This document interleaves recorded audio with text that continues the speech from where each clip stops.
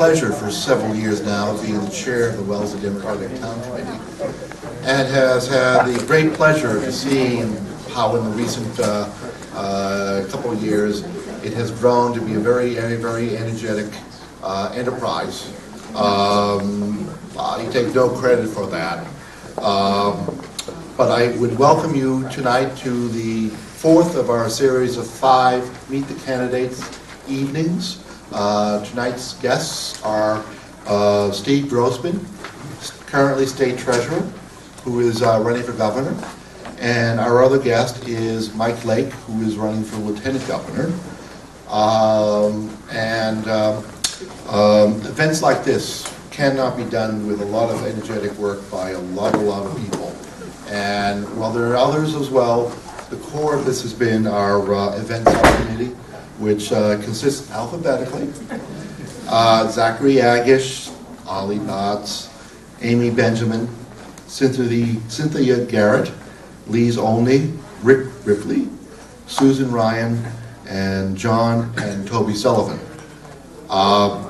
We started this actually the first night of the World Series, and we are now in boot season. But there's a little bit of hope. I believe Monday is the midway point between the Red Sox last game and the start of spring training. Yes. There is a God. Yes, and he's a Red Sox fan now. But anyway. One of the things, too, having participated in all of these events, is a display of two central strengths of the Democratic Party, particularly in Massachusetts. One is that we are a very broad party and open tent, relishing our diversity. And from that diversity, we cull and develop new ideas and bring them forward and bring to fruition. And while there are differences, okay, as there should be, then comes into our play our other greatest strength. And that is that as Democrats, we are united in one central goal to strive for.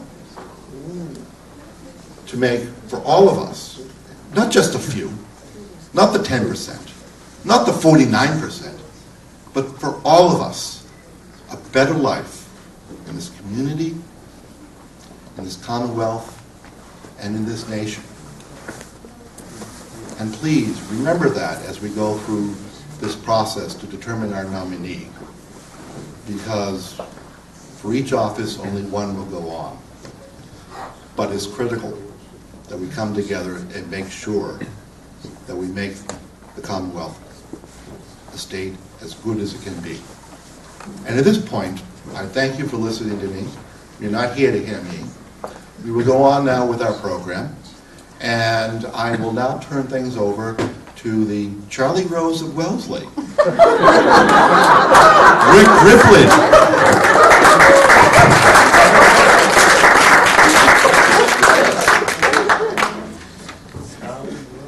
Charlie Rose, oh my goodness gracious.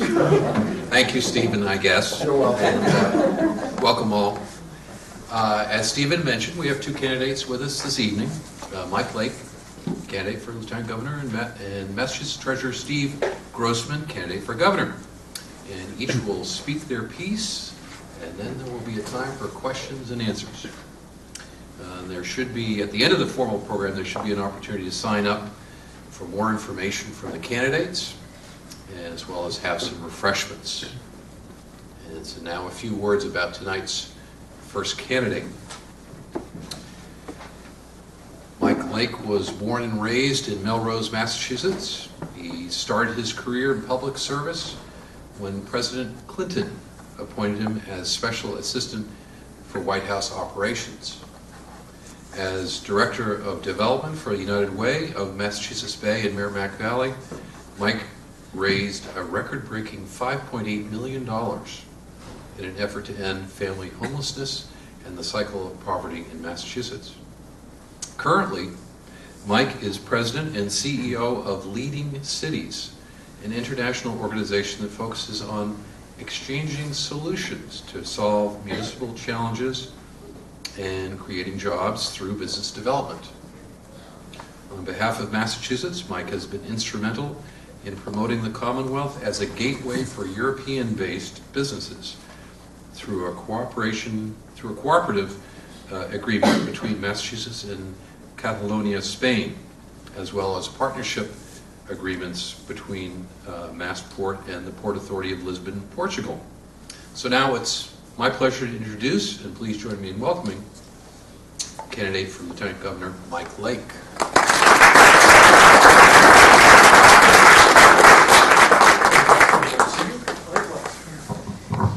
Well, Rick, thank you very much. You say it like that, it sounds so good. You're going to have to do some more videos for us or something.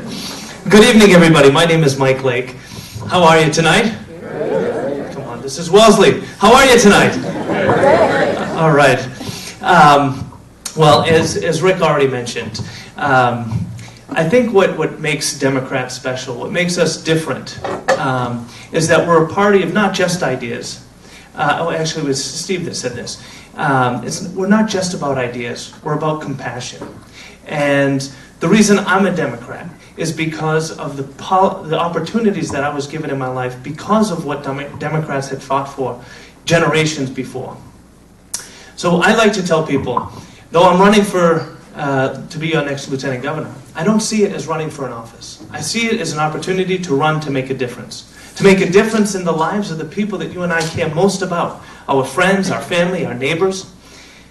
And to me, that means delivering on what I call the Massachusetts promise. That is the promise of high-quality education, the promise of jobs that pay a livable wage, and the promise of safe communities to raise our children. That's the promise that my family was able to survive on. You see, my mother graduated from Everett High School, my father from Malden High. Neither one of them had the opportunity to pursue higher education. Shortly after my father graduated high school, he decided to start his own heating, ventilating, and air conditioning business. Now, he knew at the age of 18, nobody in their right mind would do business with him. So he named his company Edward H. Lake and Sons. Now, that's a Malden public education for you. He was able to build that company up over the next 18 years. And tragically, at the age of 36, my father went to bed one night and never woke up. He left my 32-year-old mother to raise by herself a 5-year-old son and a 3-year-old daughter, and a heating, ventilating, air conditioning company. An industry she knew nothing about, and only the skills she got in high school to do it. She was able to keep that company going for 2 years before she was able to sell it, and we were able to relocate. You know, I tell that story because my mom had tremendous opportunities despite the tragedies she faced. She had tremendous courage, but she had the skills she needed to run a business. Now, when my sister and I grew up, we had additional opportunities. I was the first in my family to be able to go to college. I went to Northeastern University. I graduated with 5 majors and made the most of that college experience. That education changed my life. That gave me the opportunities I have had from, as Rick said, being appointed by President Clinton to standing before you tonight as a candidate for Lieutenant Governor. I'm a Democrat because of those opportunities. I'm a Democrat because people like you and people like me have fought for values, for our values, have fought for opportunities for other people. So to me, we need to deliver on the Massachusetts promise. We need to find ways to deliver economic justice, social justice to every person in the Commonwealth. And that means leveraging, in my vision, the Lieutenant Governor's office to be a partner for cities and towns across the Commonwealth, every one of our 351 communities, to make sure that every city and town has the opportunities and the access to state government they deserve. It also means opening Massachusetts. Opening Massachusetts to be a magnet for business, for small businesses, for businesses that bring jobs and investment right here to our shores, and look at Massachusetts as a gateway to the U.S. market, because that's how we employ our unemployed. That's how we educate our children. That's how we provide the revenues we need to build bridges, to maintain our roads without having to raise our taxes. It's about expanding our economic pie. And the Lieutenant Governor's office is an office to do just that. You know, Governor Patrick just returned from a trip abroad. He's been doing a fabulous job selling Massachusetts to the rest of the world. But we can't stop that. We need to continue that, and that can't be a one-off. It needs to be an effort that has continuous relationship building with partners and potential partners and businesses and governments across the world. So that, to me, is an opportunity for the Lieutenant Governor's office to have a 21st century role in our state, to bring purpose to the office, and to carry on the legacy of the Deval Patrick, Tim Murray administration, where state government is a true partner to every single community in Massachusetts. That we're not just focused on the eastern half of the state. We're not just focused on Boston, but we look at economic development strategies that brings opportunities to every corner of Massachusetts. Whether it's the High Performance Computing Center in Holyoke, the wind turbine assembly plant in New Bedford, or nanotechnology up in Lowell, and everything in between. So that's the vision I have for the Lieutenant Governor's office. I'm asking you to join me in this vision, to have purpose for this office, to make a difference in the Commonwealth, to bring jobs to Massachusetts, jobs that matter, jobs that pay, as I said, a livable wage, and to ultimately make a difference in the lives of our friends, our family, and our neighbors. Again, to me that means delivering on the Massachusetts promise. My name is Mike Lake. I'm running for Lieutenant Governor. I'm asking for your vote. Many of you will come to caucus in just a few weeks' time. I ask you to consider supporting those who are supporting me. If you are a delegate, I ask you to consider supporting me at the convention and straight on through to September, because we need somebody that can add to the ticket in the fall to make sure that we have a strong Democratic ticket going up against the likes of Charlie Baker and Karen Polito, so that we maintain the corner office and we do not lose everything that we have gained in these last 8 years. Thank you so much for coming out tonight. I really appreciate it. Thank you, Mike. And now we'll have time for questions and answers, about 10 minutes. So if you would raise your hand, or if you're able to, please stand, ask your question of Mike for the next 10 minutes. Mike? Yeah, exactly. So, there are obviously a lot of candidates that have come before us and have said an important factor is job training and getting jobs for those who have lost their jobs, whether it's through manufacturing and so forth. But a question I have that I've heard from a lot of students that I know at college are saying, how can we keep those individuals who are about to graduate to stay in the state? I'm curious what you have to say. So Rick mentioned that I'm currently the president and CEO of an organization called Leading Cities. The very first research project we did with cities in 9 different countries, working collaboratively together, was a report called Talent Magnets, Attraction and Retention Strategies for Cities. What we found locally is that in the greater Boston area, we lose 52% of our college graduates essentially the day after they graduate. And we lose another 10% over the next 7 years. So when we started this study, we started asking people why. And what we found over and over again was the answer, number 1, cost of living. And if some people slightly more specific said cost of housing. And number 2 was climate. On a day like today, you can understand. But what we found is that the data tells a very different story. And that we've been focusing our efforts in the wrong areas. You see, what we have found is that those who do leave, the number 1 destination, and by a factor of 3, is New York City. I'll remind you, it's the same climate and much more expensive. The number 2 spot was San Francisco. So, okay, they might get us on climate, but also more expensive. Number 3, Washington, D.C., same climate, more expensive. Worse climate, that's true. So you can see that that's not the real answer. What we were able to do is to break down retention into 3 phases. Number 1 is for the college graduate or the soon-to-be college graduate. And what we found is that the biggest opportunity we have in Massachusetts is to retain people by keeping them here with a job. That's the most important thing. It's all about jobs. And specifically, what we have found is that people who are going to New York, for instance, are not going because they necessarily have a job in New York. They're going because they hope to find a job in New York. So we're losing people on a hope and a prayer. Where we have them as a captive audience right here in Massachusetts for at least 4 years, we have an opportunity to integrate students into our community. to engage with the professional businesses and build that professional network.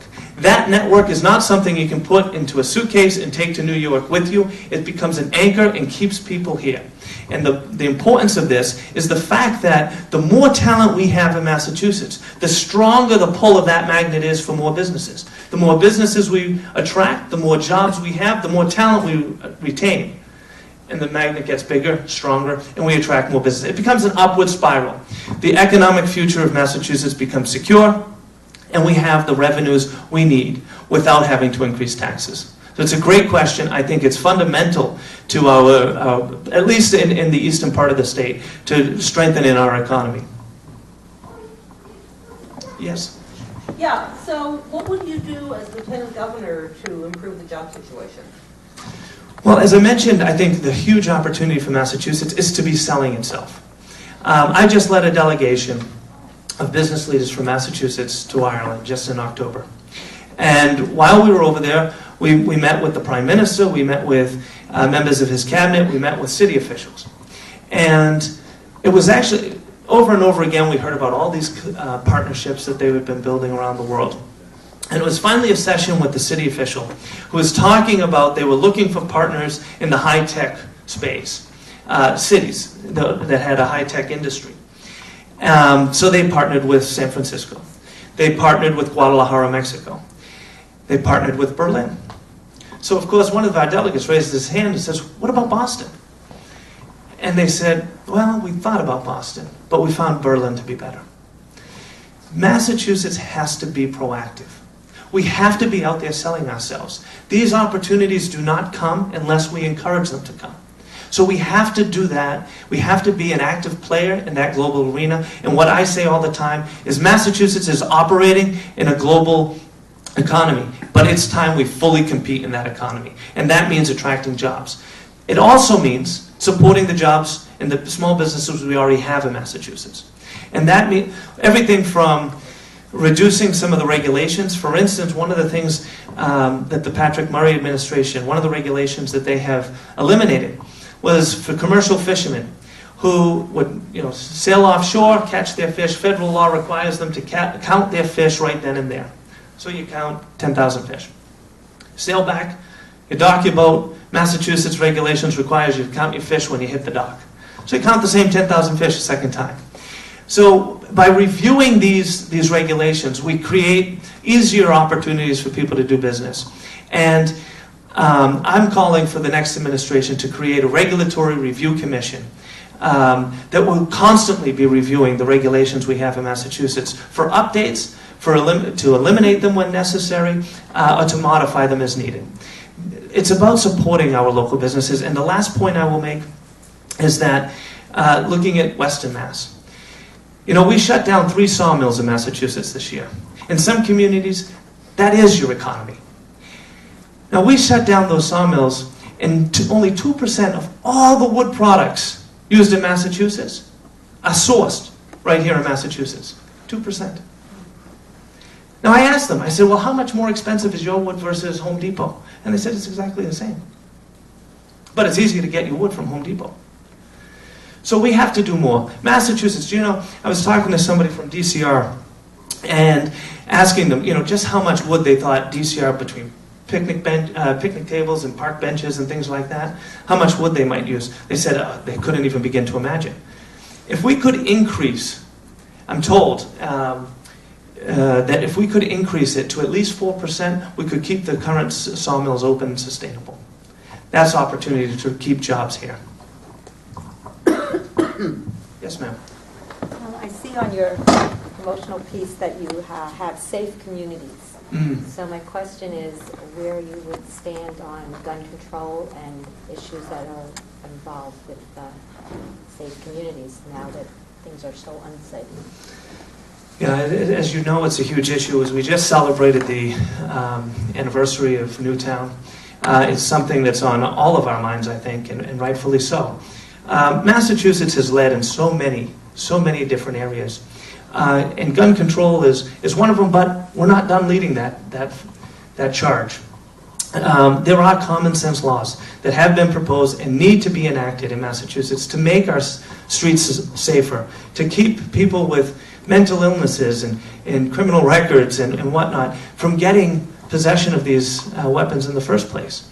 I can't imagine raising my own children when that day should come in a place where you have to worry about whether or not they can walk to school. Massachusetts is better than that, and we know that.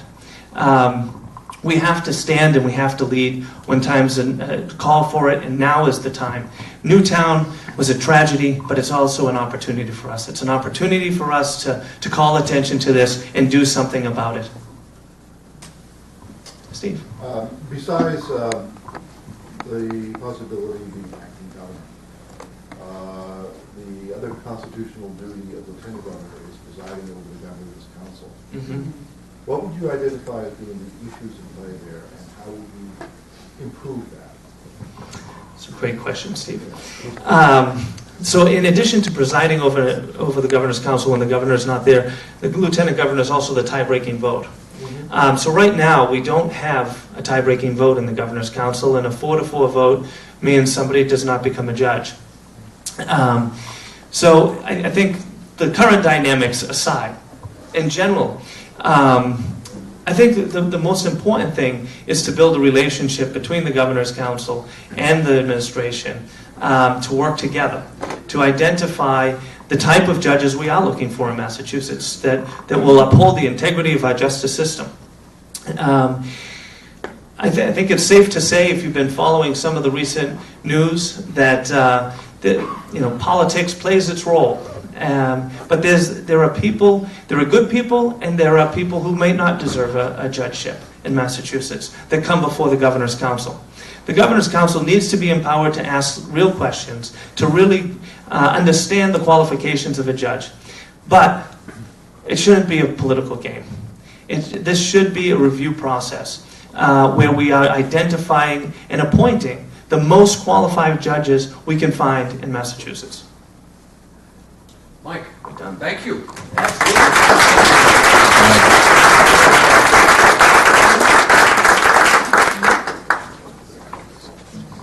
I especially want to thank Mike for fighting that traffic tonight, which I know was brutal because I was stuck in it myself. So I didn't take into account the holiday shoppers along the mall. yeah, absolutely, absolutely. Our next candidate this evening is Steve Grossman. He's the treasurer of the Commonwealth of Massachusetts and candidate for governor. He graduated from Princeton University and received his MBA from Harvard Business School. Treasurer Grossman spent some of his early working career at Goldman Sachs, and in 1974 he joined the family business, Massachusetts Envelope Company, then primarily a paper supplier, and now a marketing and online branding company called the Grossman Marketing Group. But it's still a family-owned company and a union shop. Steve worked there for 35 years, becoming CEO, and as CEO in 2006 was the first business owner in Massachusetts to testify in favor of earned sick time, a topic we might hear more about this evening. Turning to politics, he served as chairman of Massachusetts Democratic Party from 1991 to 1993, and chairman of the Democratic National Committee from 1997 to 1999. Additionally, he was president of the American-Israel Public Affairs Committee from 92 to 97. In 2010, Steve Grossman was elected Massachusetts Treasurer. One of the innovative programs he brought to the Treasurer's office is the Small Business Banking Partnership, which has deposited well over $250 million of Treasury cash reserve funds in community banks, who have in turn made over 6,000 loans to small businesses owned by minorities, women, and veterans. Additionally, this is interesting, he has put the Commonwealth's checkbook online so that we can see how our money is being spent, including all contracts coming through the Treasurer's office to bid. In volunteer pursuits, Steve chairs the advisory board of Cambridge College and serves as an advisory board member of the Women's Lunch Place. He was a founding board member of the Massachusetts Institute for a New Commonwealth, Mass Inc., and founding board member of the Lenny Zakim Fund. He and his wife, Dr. Barbara Wallace Grossman, who is a professor at Tufts University, live in Newton and have 3 sons. Please welcome State Treasurer Steve Grossman. Use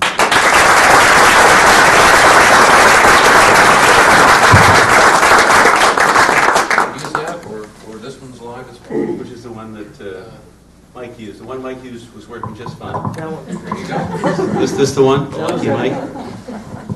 So I'm delighted to be here tonight.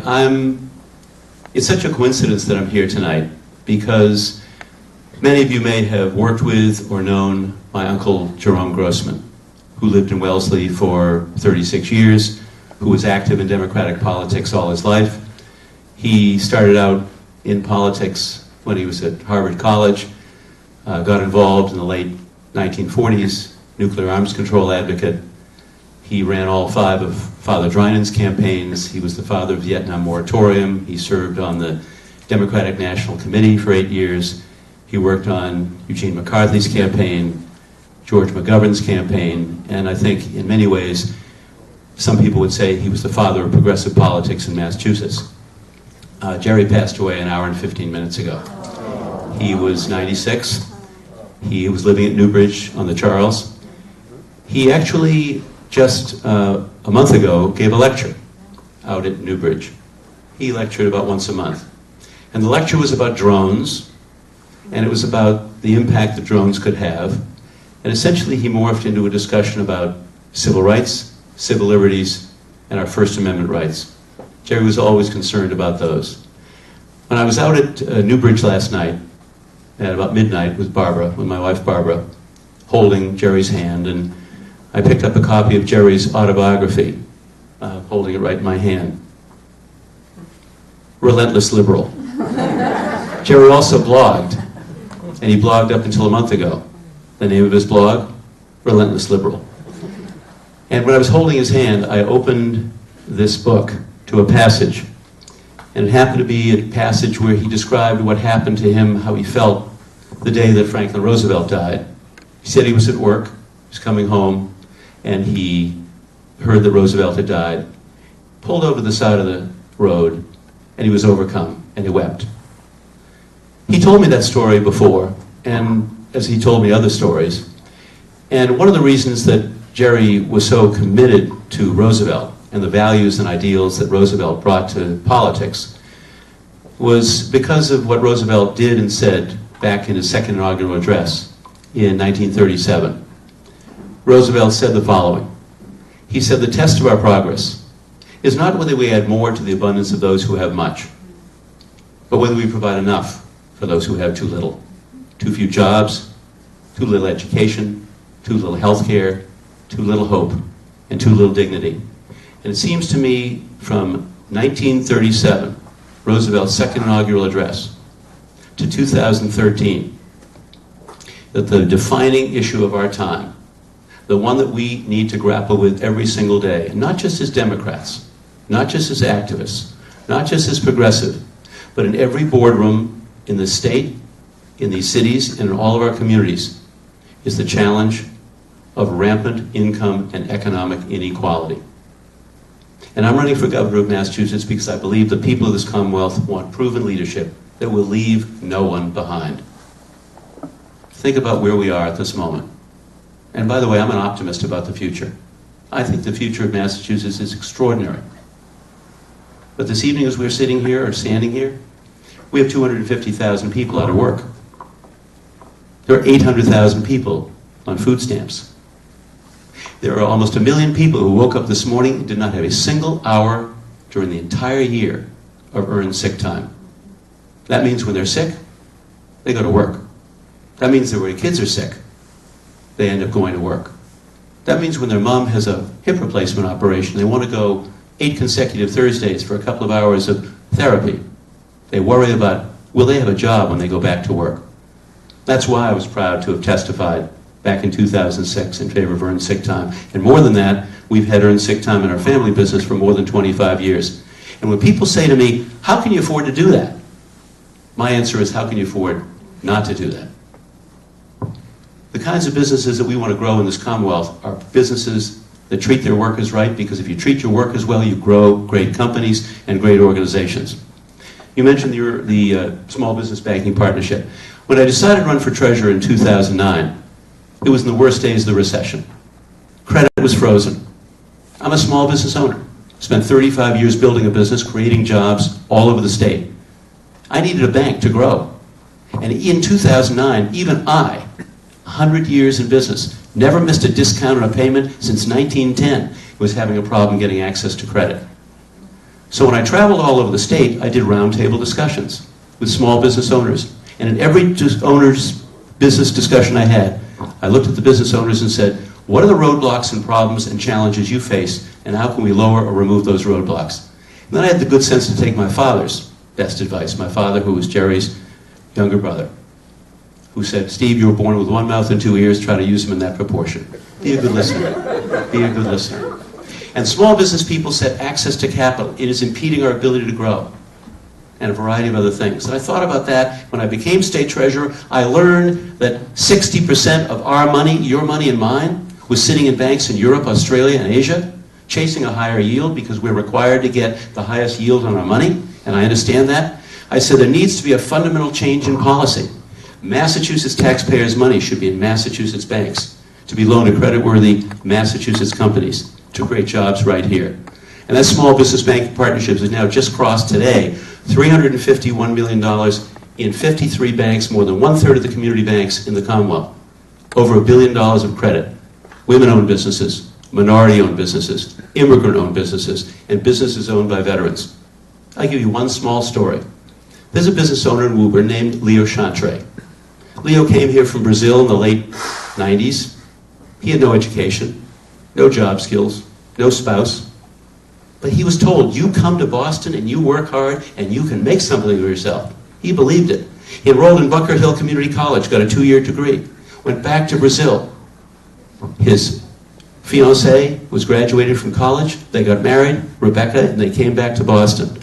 And he started a business called Stone Projects. Stone Projects cuts granite, cuts marble. If you want a new countertop in your kitchen, if you want a new grill or outdoor patio, if you're a commercial business and you need stone cut and installed, you'd hire him. He got a loan recently from the Cambridge Savings Bank through our Small Business Banking Partnership. With that loan, he was able to get a new piece of equipment that nobody else in Massachusetts has. He's doubled his business this year. He expects to double it again next year. He employs 15 people. By the way, he went back to Northeastern University. Took him 9 years to get his bachelor's cum laude. And when he got his degree, his 2 sons were standing with him with his wife. That is a great American success story. Massachusetts, for 400 years, has been a place for immigrant entrepreneurship. And we need to make sure that immigrant entrepreneurship continues to grow and develop and flourish all over the Commonwealth. We've also been a laboratory for experimentation and innovation. And that's what our brand is. We need to continue to maintain that. We're going to create jobs. How are we going to do that? One of the things I've said as governor I'd like to do is to create 50,000 new manufacturing jobs in the state in the next 5 years. We know how to make things here. It's in our bones. It's in our DNA. How's that going to happen? It's going to happen because the business community is going to clearly define for us, for our educational leadership, what we need and what jobs they need to fill and what educational needs those workers need to have. And then we are going to put them together with the leadership of our vocational technical schools and our community colleges, 15 of them, and create a dynamic partnership to educate those young people and those not so young people who are going back for workforce training so that they can have the manufacturing jobs that pay now $55,000, $65,000, $75,000 and up. Brief story. I had a chance to welcome a group of German business leaders to Boston about 8 weeks ago. And afterwards a man came up to me, a man named Bodo Wiesenfeld from Hamburg, Germany. He said, Steve, I'm opening a new manufacturing facility in Chicopee, Massachusetts next year. I said, Chicopee? Why Chicopee? He said 3 reasons. First of all, there's a steady flow of good, solid, manufacturing-oriented workers. There are plenty of people who want jobs. Second, housing is affordable. And third, the new vocational technical school that you're building as the chairman of the Mass School Building Authority, a $120 million vocational technical school, has agreed to create a curriculum to train people to come to work in my factory that's going to manufacture precision windows for homes and for offices. bring jobs to the places that need those jobs. If you're in life sciences, if you're in medical instrumentation, if you're in the financial world, if you're in IT, you may be doing just fine. Think Fall River. Think New Bedford. Think the two 7th and 8th largest cities in Massachusetts, 6th and 7th, excuse me, which have unemployment rates of 12.5% and 14%. Every one of these communities has an opportunity to rebuild a strategy around manufacturing in a 21st century manufacturing environment. Not my grandfather's old manufacturing, advanced manufacturing, precision manufacturing, the kind of manufacturing that exports products all over the world, where jobs are available as we have onshoring coming from China and from overseas back to Massachusetts. Second priority, we have 30,000 young people on a waiting list for pre-K education. We know what happens to young people when they're not reading fluently by the end of the 3rd grade. They fall behind. They may never catch up. We've been talking about it for 20 years, and we have not implemented programs for universal pre-K that are well-funded and that treat every one of those young people as an important resource. Oklahoma mandates universal pre-K, and they did it since 1998, and the Kaiser Foundation has said that the results are stunning. We need to do that. It's critical. Let's not leave any of those young people behind. And finally, every public school in this Commonwealth needs to be digital learning ready. We want to make sure that our teachers have the tools and the skills and the vehicles to be able to teach our kids 21st century skills. Leave no young person behind. And making those schools digital learning ready is going to be a critical ingredient. And finally, I mentioned earned sick time earlier, and I'll mention it again. It's on the ballot. It got enough signatures, and many of us signed petitions and got those petitions to the Secretary of State's office, and it'll be on the ballot. I said at the convention last year in Lowell, and I'll say it again. If earned sick time is not the law of this Commonwealth by the time I become governor in January of 2015, it'll be the first bill that I will file. We need to do that. It is our moral responsibility, it is our economic responsibility to make sure we increase the minimum wage, which Terry Murray did in the Senate, passed a bill in the legislature, hasn't passed the House yet, for $11 an hour. The ballot question is $10.50. But whether it's $10.50 on the ballot or preferably $11 as the Senate passed it, we need to do this. $16,000 a year is not an adequate level of compensation for any of our neighbors. No one can live on $16,000. And we end up helping many of those families. We need to empower them, to make them self-sufficient, and give them the tools and the skills to compete and win in this innovation economy of ours. So I'm delighted to be here. I'm delighted to be back in Wellesley. I thank you for what you did for me in 2010. You supported me, you worked for me, you helped me, and you gave me the privilege of leadership. You gave me the opportunity to be the Chief Financial Officer of the state. I hope you think I've delivered on the promises that I made back in 2010. I'd like to be the Governor of the Commonwealth, to be the Chief Executive who helps to build a Commonwealth that deals with rampant income and economic inequality, that creates the jobs based on a lifetime of leadership in the private sector, which I took into the Treasurer's office, and I'd like to use all the resources that a governor has to build the kind of economic future for this Commonwealth that treats every one of our workers as if they are absolutely a critical ingredient and leaves every region of the state an opportunity to build a 21st century future. Let me end there, and let me ask for your questions and thoughts.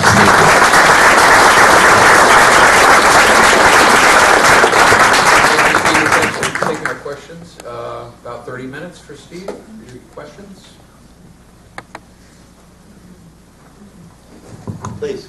You want to stress the manufacture of any equipment that will further our renewable energy, such as wind farms, turbines that work more efficiently if possible, if they need to, or high precision windows. You're talking about some that are good and insulated, and that sort of thing, with emphasis on combating climate change.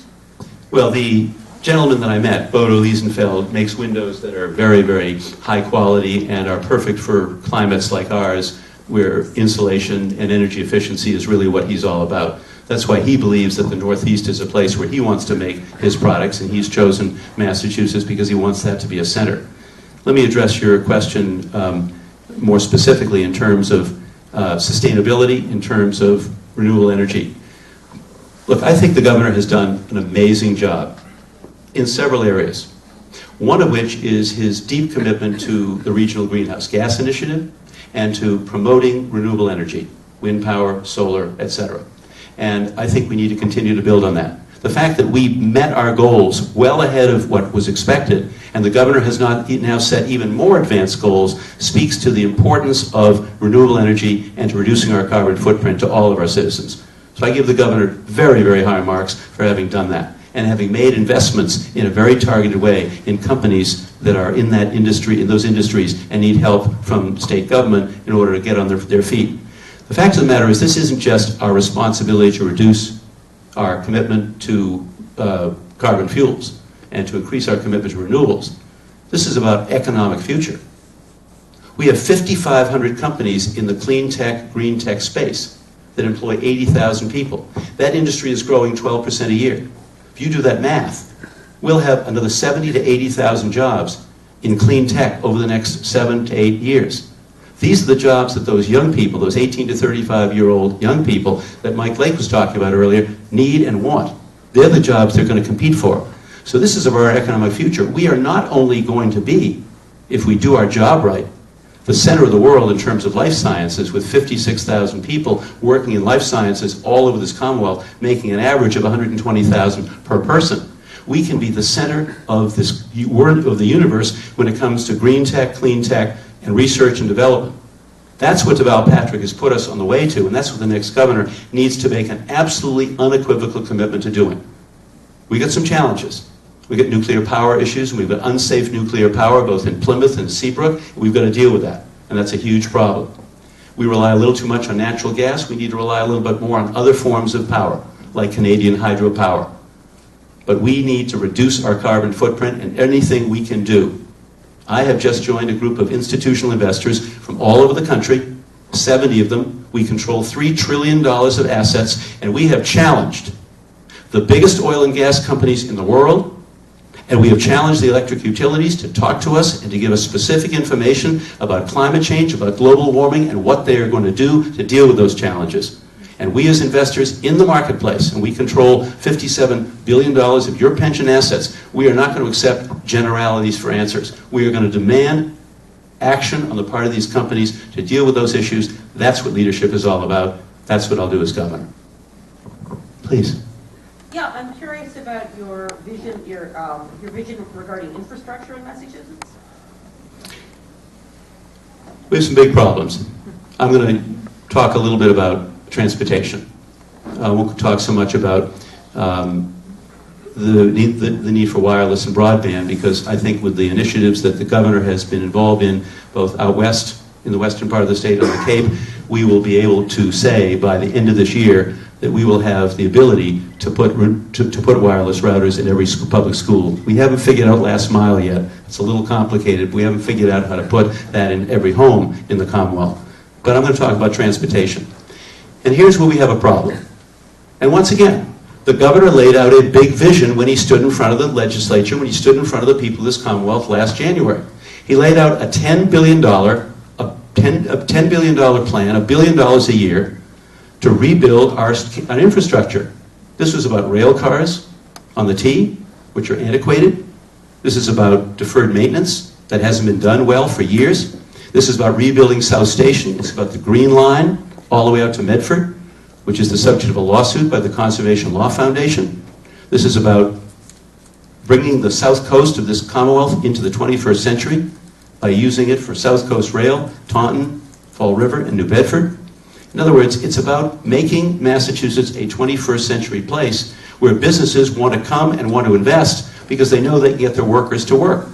Why do so many people sit in a car from Andover to Boston almost an hour and a half each way, or from Hanover to Boston almost an hour and a half each way? Because they don't trust our public transportation is going to work adequately. Why not give every one of our citizens who wants to get into a commuter rail car and travel every day, why not give them an unparalleled customer experience? It will take lots of people out of cars, it will put them in commuter rail service that's 21st century, and it will be a powerful magnet for all those 18 to 35-year-olds whom we are losing because they have lost hope that we are going to give them the kind of transportation and infrastructure they want, they need, and they demand. So those are the things that the governor said. What did the legislature do? Not enough. Legislature raised taxes. They raised some taxes on cigarettes. They raised some taxes on gas. They passed a IT or internet tax or an IT tax or software tax that was repealed.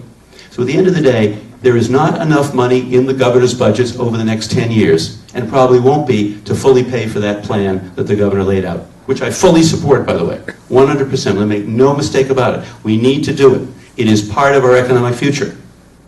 So I don't think you offer ideas to the people of the Commonwealth without telling people how are you going to pay for it. And here's how I would pay for it. Many of you go online and you buy products online. Holiday gifts, books, whatever. If you have a business in Massachusetts and you have an internet company, then you have to charge sales taxes. If you're Staples, for example, you must charge an internet sales tax. But for all those companies that sell online, they don't have to charge an internet sales tax. The legislation called Main Street Fairness Act has passed the Senate. It's hung up in the House of Representatives. It will bring Massachusetts another $250 to $300 million in annual revenue. It's called Main Street Fairness because it protects 500,000 retail jobs in the state, and we are losing a lot of retail jobs because if you own a bookstore and you open up every day, or you own a hardware store and you're competing with the internet, you start 6.25% behind the 8 ball because they don't have to charge the tax and you do. People should buy products wherever they want, but let's level the playing field and let everybody start on the same playing field. And I would take that money, that $250 million, which is growing 8% a year, and put that money and earmark it for transportation infrastructure so that we have the transportation and infrastructure we deserve that will bring businesses to Massachusetts and keep them growing here. Others, Just please. picking up on that. Yes. Would you specifically target that tax for transportation so it goes for? I'd like to. It's not up to me exclusively. The legislature obviously plays a big role in that. So I would go to the legislature, as I've done many times in the last 3 years, and I've worked closely with the legislature, and I've gotten a number of pieces of legislation passed. And I would say to the legislature, look, there are 2 critical ingredients where we need to be investing in a significant way in order to guarantee the best future for the state. One is transportation infrastructure, and the other is education. Right. Those are the 2 ingredients. Education, by the way, we have 29 public colleges and universities. 300,000 students attend our public colleges, and we've cut our funding from 70% to well below 50%. We just raised it a little bit, but we're still woefully inadequate in terms of our funding for public higher education. And 80% of the people who go to public higher education in this state stay right here. That's the backbone of our workforce. And we're not building the kind of science labs that we need to build in order to educate young people to be able to come to the jobs and have the skills they need. So the answer is, I would go to the legislature and I would say, look, let's target a significant part or all of that money to transportation infrastructure. Let's give the people of Massachusetts the kind of transportation system that we've been promising for years, but which they deserve. I know there'd be differences of opinion. I know there'd be people who would like to use the money for other things. But I think the 2 most important things that I can do as the next governor is to be relentlessly focused and use political capital wisely to make sure that transportation and education are wisely and properly funded. That will give us the kind of future that this Commonwealth deserves. Others? Please. Good to see you. You too. On transportation, how would you propose handling the debt that burdens the MBTA? I think they said 70% of their income goes to paying the debt. And also, how would you help the regional transit authorities provide more service? We just got a bus here in Wellesley, which is great. Unfortunately, the service is offered all the time that I'm at work. So I don't get to use it. And it's not a criticism of the agency, it's just the funding they have available. So I'm just wondering what you have thought about those systems and the debt issue. Well, the debt issue is serious, but on the one hand, whether the debt is on the balance sheet of the MBTA or on the Commonwealth's balance sheet really doesn't make much difference because the taxpayers of the Commonwealth are going to have to pay for it anyhow. So whether it sits on one balance sheet or another, it's not that important as long as we have an agreement to fund it. Look, I sell all of your bonds. We sell about $3.2 billion worth of bonds. And we are now have our best bond rating we've ever had. We got an improvement in our bond rating 2 years ago to AA+. Because of that, we were just able to sell over $500 million in bonds yesterday for an interest rate of less than 4.5%. So we're getting great rates. We're saving hundreds of millions of dollars because people see Massachusetts as being a state that is growing, where our economic future is bright, and where we're dealing with the challenges we have. And I give a governor a lot of credit for having built in, and we work together, he and I, very closely to make sure we are consistent and that we have long-term investment planning process. But I don't think where the debt is as important as the fact that we're going to cover that debt and that the rating agencies think we're serious about paying our bills, which we are. The RTAs is one of the ingredients that is part of that $10 billion. The regional transit authorities need more money. They need their funding assured for the future. And so if you have RTAs, and that's a lot about western part of the state and rural Massachusetts, every place where there's an RTA, we've got to help stabilize, stabilize that funding source. Absolutely critical, because this is quality of life issues. Again, I created a Young Professionals Advisory Council in my campaign, and I've invited 18 to 35-year-olds, all over the state, to participate. We brought a group together and we said, what are the biggest problems and challenges that keep you from staying here? Mike addressed it earlier. I'd just like to add to it. Housing. Let me repeat that. Housing. The cost of housing for young people has gotten so prohibitive that unless your income is at a certain level, you can't afford to only spend 35% or 30 or 35% of your income in rent. More like 50%. And I've got some ideas of how to do that. And one of them involves, what do we do with our excess land? What do we do with public land that is available, owned by subdivisions of the Commonwealth? And the idea would be to say to a developer, you take a piece of land and we will give you a 99-year lease for $1. In other words, the cost of land will be zero.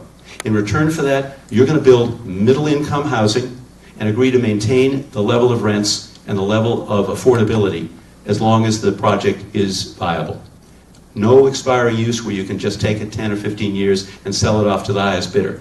If we can create a system whereby we reduce the cost of the development by 35 to 40% by eliminating the land acquisition, and we drive those rents down to levels that could be afforded by younger people and middle-class people, then we create a Commonwealth where people can afford to live.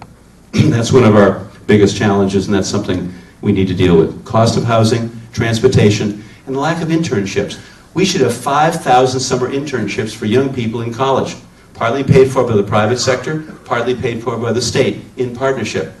If young people had summer internships and they created a culture of work in whatever field they chose, that is, that is much more likely to keep those young people here in Massachusetts working in part of our economic system. 250,000 people out of work. We also have 100,000 jobs that aren't even being filled because we have a mismatch. Workforce training has got to be a key part of all of this. Let me take a couple more questions. Angus. So I just recently returned from Amsterdam, where their idea of good transportation is a bicycle. And I'm curious to hear your thoughts about where bicycle paths and infrastructure fits into our transportation planning so we can get fewer cars on the road and more bicycles out there. But you're right. Look, this is a holistic approach. I mean, bike paths and recreation and using our roads wisely, not forcing people out of their cars, but incentivizing people to get out of their cars and using alternative forms of transportation. I mean, the climate here is not hospitable to being on a bike every single day, but if, right, Angus? Only Angus could be on a bike every single day. Only Angus could do that. But I think that the approach has to be a comprehensive approach. We have to think this through holistically. And if we do that, and we do it wisely, I think we can create the kind of environment where people who are looking for health and wellness in terms of their own lives, as well as an alternative form of transportation, can have the kind of bike paths and the kind of transportation that's safe and usable and productive for them in their lives. So I'm glad you raised that. I also, please. No, go ahead, finish what you No, go ahead. I guess I have a question. I don't know if you mentioned about 5 times about education. I've been in education all my professional life. And I think one of the most pressing issues, and probably the greatest social inequity, is the funding of public schools, whether it's in Massachusetts or many other states. And I think until we start to address that issue, we're going to still have kids who are children of parents in Chelsea who may work a couple of jobs but are still poor, versus kids who grow up in Wellesley, or I lived in Milton for a number of years, and have a lot of funding for their schools, and therefore have many more opportunities, not only what their parents provide, but what the schools can provide. And until we deal with this funding issue, I think we're going to have continued problems, whether we have pre-K education or not. So I'm curious about if you've thought about this as far as how do you start getting better educational opportunities for all of the children of Massachusetts, not just for the wealthiest. We raise an important point, and the foundation budgets were created back around education reform 20 years ago. And they really haven't been seriously looked at. And there's a group of people who thought about this long before we're talking. And there's a commission that is looking at the whole issue of the foundation budgets. What's fair, what's equitable, and what gives every system the resources they need. So it's an interesting question, an interesting challenge. And part of the problem is, look, this governor has had to cut the budget by $10 billion over a 4-year period because of the recession. So we've had to cut money in significant ways. Local aid has been cut in a significant way. So the resources are more constrained than they've ever been before. Special education has been a unique challenge that many school systems have to deal with. So I think the whole subject of foundation budgets and what is fair and equitable, how do you treat every school system in a way that's fair? There are going to be issues where people are going to say, I'm a winner and I'm a loser, and people will disagree with this whole discussion. But we've got to have, the point is, I think we've got to have a governor who's going to lead a public conversation about important issues. Economic issues, educational issues, social issues, and that's what leadership is all about. Leading a conversation, listening to different points of view. You know, Ed Koch, the former mayor of New York, once said that if you agree with me on 8 out of 12 issues, vote for me. He says if you agree with me on 12 out of 12 issues, you should probably see a psychiatrist. So we're not always going to agree. But the point is we're going to have civil, thoughtful conversations when good people can come together with different points of view and think through appropriate strategies that serve all the people of this Commonwealth and leave no one behind. Look, I'm a big believer in STEM education. Science, technology, engineering, math. It will be the future of much of this Commonwealth and our educational needs.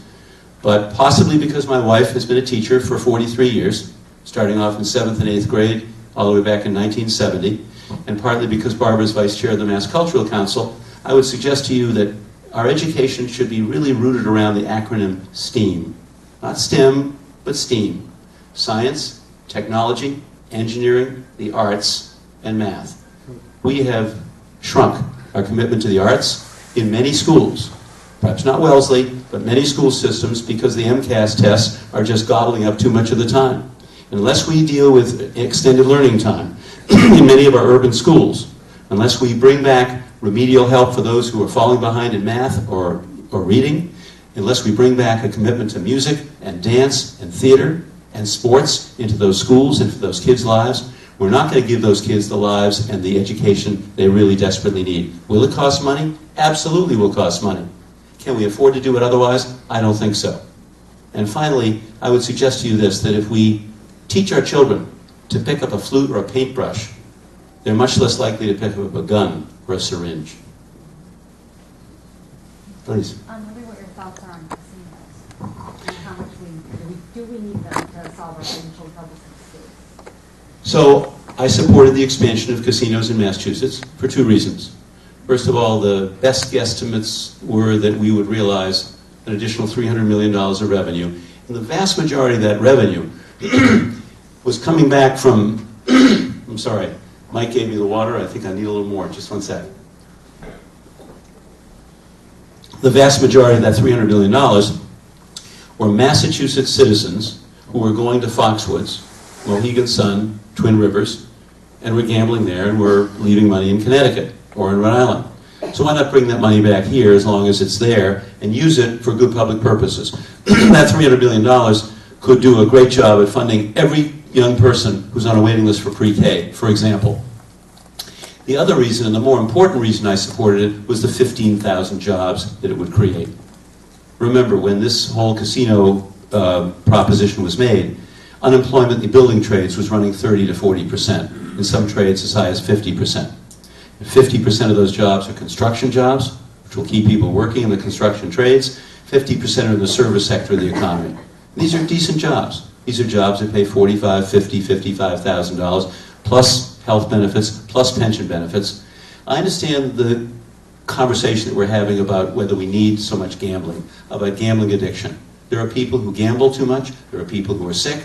We should treat gambling addiction like any other addiction and deal with it. And I'm glad the legislature has put over $10 million a year into gambling addiction programs to help those people who are ill and who gamble too much. So I know that it was to be a controversial issue. It has been since it was proposed. I think the Gaming Commission is doing it right. I think they are creating very high standards. I did support it for those two reasons. I oversee the Mass State Lottery, by the way. Many of you may know that. Mass State Lottery is a $5 billion business. We've had the lottery here for 42 years. The lottery this year will generate a profit of at least $957 million from almost $5 billion in sales. Every penny of that money goes into unrestricted local aid. That's firefighters, police officers, senior centers, fixing the roads in front of our homes, the kind of unrestricted local aid that we would never have without it. So the question becomes, do we have to rely on gaming, gambling, and lotteries, and scratch tickets, and Keno, and things like that to raise the money that we raise in order to fund our schools and to fund the things that we need? That's a very, very tough question to answer, because if we took the money away, it would dramatically enhance, it would dramatically constrain our quality of life, and therein lies the challenge. Please. What would you do to encourage the participation of people from the early ages, say graduates of school, all the way up to people, older folks like myself? Encourage them to participate in Politics. politics. I think we have to revolutionize the way we do our business in politics. When I was chair of the Democratic National Committee, I testified, first of all, I testified in favor of federally funding, public funding of campaigns. But what has happened to us with Citizens United and the perversion of the political process through the presence of vast amounts of undisclosed money, where you don't know where the money's coming from, is undermining people's confidence in the political process. But beyond that, number one, I would allow 17-year-olds to pre-register so the day they turn 18, they are ready to vote. I think that will increase numbers. Number two, I would bring Massachusetts into the 21st century and make it one of the 12th state to have same-day registration. Think about it. A young person who's got other things on his or her mind, any citizen, is busy and they don't register to vote. Then all of a sudden, about 3 or 4 days before the election, they see a YouTube video about a candidate, or they see a debate on TV, or they see a little story, and they say, no, I like her. I'm going to vote for her. They can't go to the polls and vote. Why on earth don't we join states like Wisconsin and other states that have same-day registration, and that's increased the participation by almost 10 percentage points for those states that have adopted same-day registration? I would allow online registration so that you don't have to go down to town hall and register. Why shouldn't people go online and be able to register? We can protect people's security. We don't have to worry about people registering. The amount of fraud that takes place, despite all the protestations of Republicans, is just non-existent. Fraud is almost non-existent in American politics. And finally, I would explore internet voting. Think about internet voting for a minute. Think about the people who are disabled and may not be able to get to a polling place. And there are lots of disabled people who would like to vote online. Think about the mom who works a job and she now has to go home to take care of her sick mom. She stops by the polling place, she sees the line around the block, she says, I can't wait an hour and a half. She goes home and doesn't vote.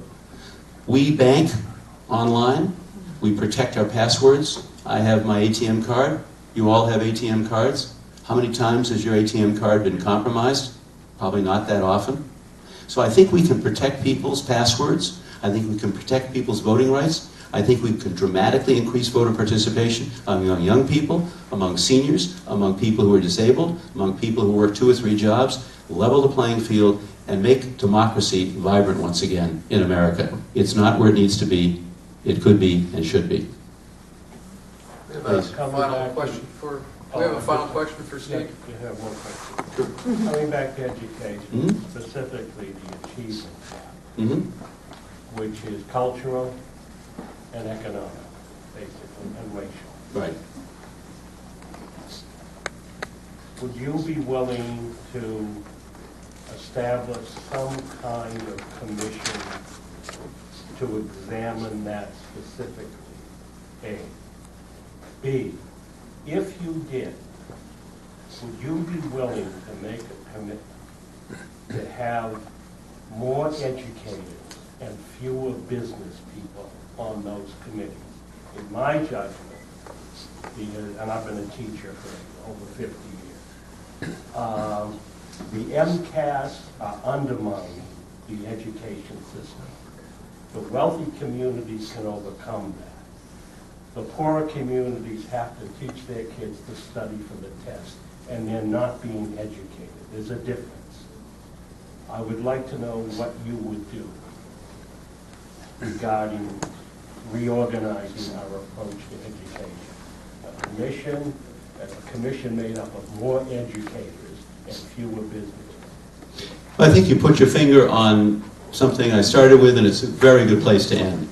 Because I said earlier, rampant income and economic inequality is the defining issue of our time. If you think about underperformance, if you think about adult illiteracy, and there's a lot of adult illiteracy, particularly in our older industrial cities.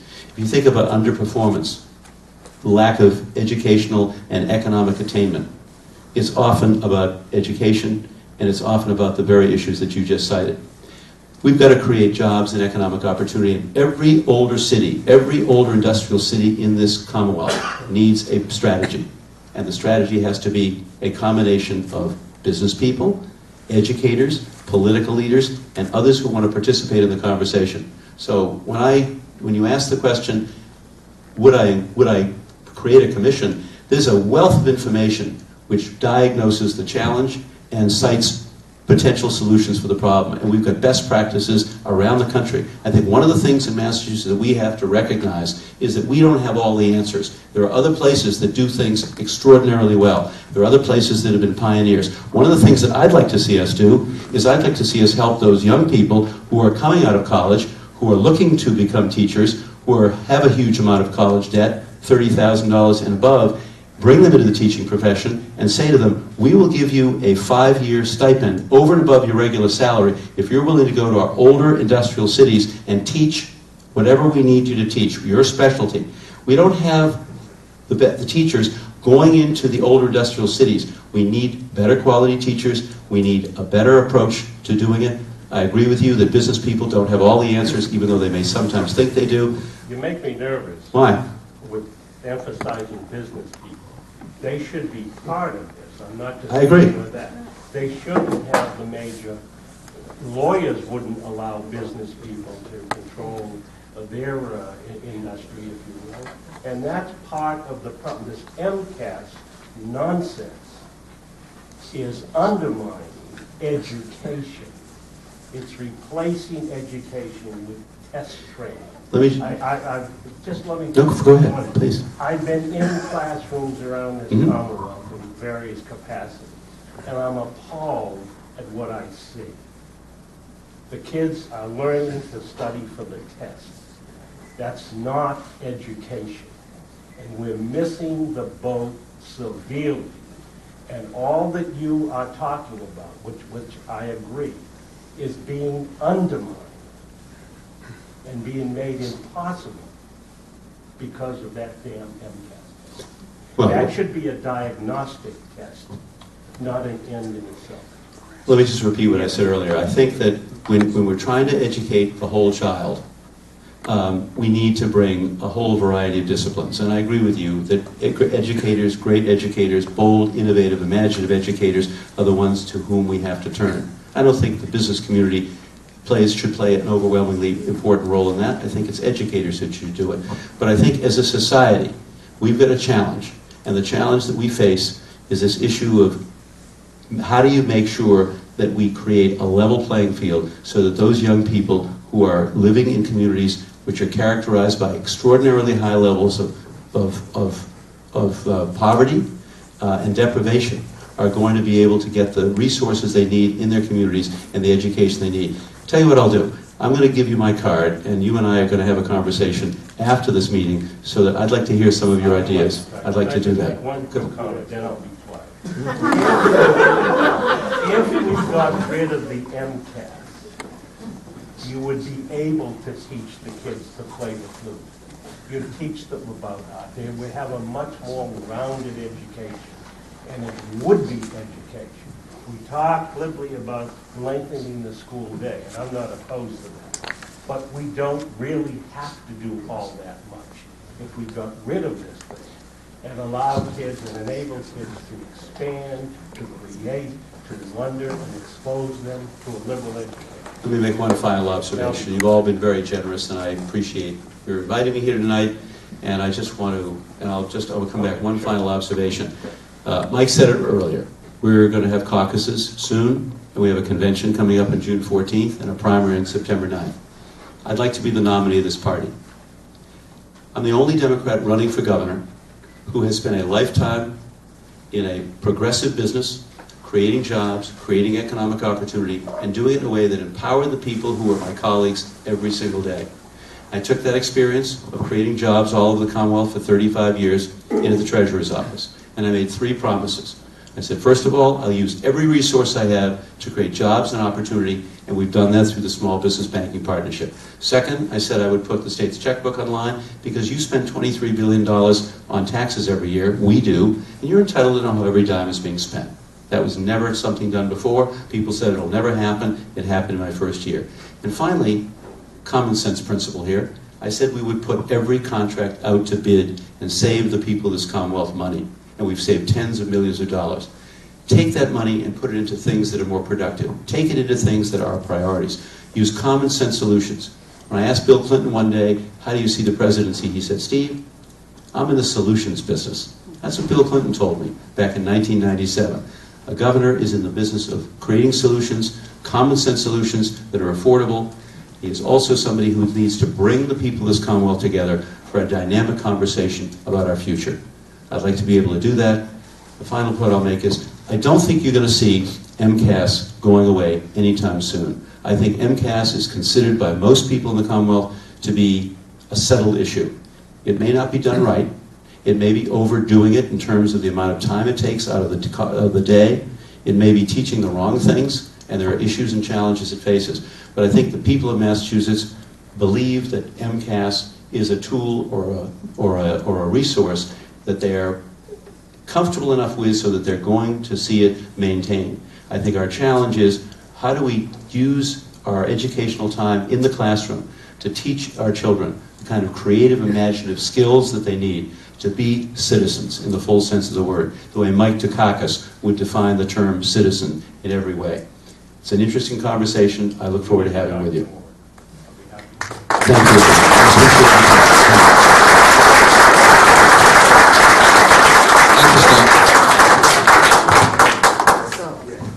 Thank you all for making it through the traffic to be here tonight. Please join us on Wednesday, January 15th